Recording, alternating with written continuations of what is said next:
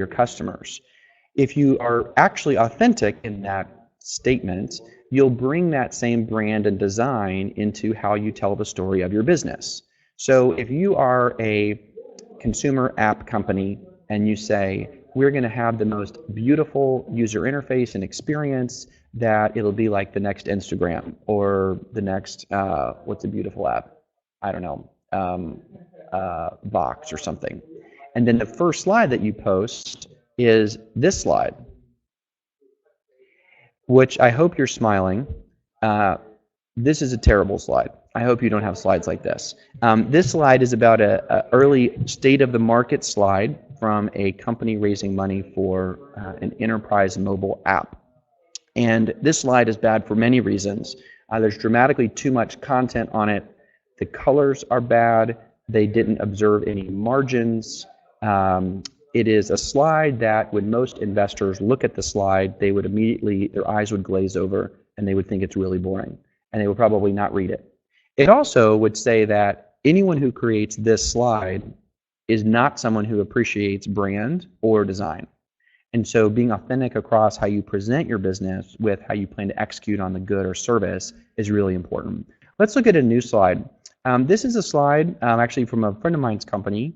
And this one is, in my opinion, a little bit better. It does use a more appropriate color palette. Excuse me, there are some fonts on it that are not just the standard fonts used in a PowerPoint template. A little bit of a design feature of using some indents. There's still a good bit of copy on it. So ways I think they might be able to improve it would be to take out some of the text.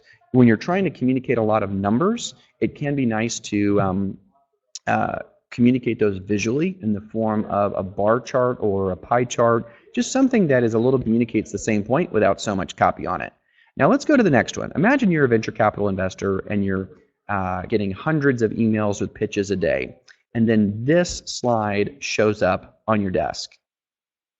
So you glance at this slide and it says mapping the world with robots, and you see this little tiny robot flying up in the corner.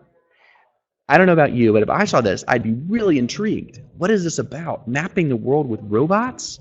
I think this is a wonderful slide. This is an opening slide, usually maybe on the cover of the deck, and it uses full bleed photography, so really high quality images that run to the edge of the page. Nice choice of both the font and the color of the font as well as their logo. So these are some 3 examples of slides to make the overall point that how you design the pitch deck really does matter. And in our Q&A later, I'm happy to run through some more decks, including even my personal deck for my company, Able itself. One thing to note in the book, also you'll get a free chapter called Chapter 2 out of the book, Get Backed, when you send an email to that address. But also in the book, we lay out the full pitch deck of a lot of companies that have raised hundreds of millions of dollars. And so we think, for the most part, we think these guys do a really nice job. This is a neat company called First Opinion, a San Francisco-based company. And so you can see in here just, light use of nice photography, nice colors, etc. Anyway, so this is all listed in this book, and we try to make the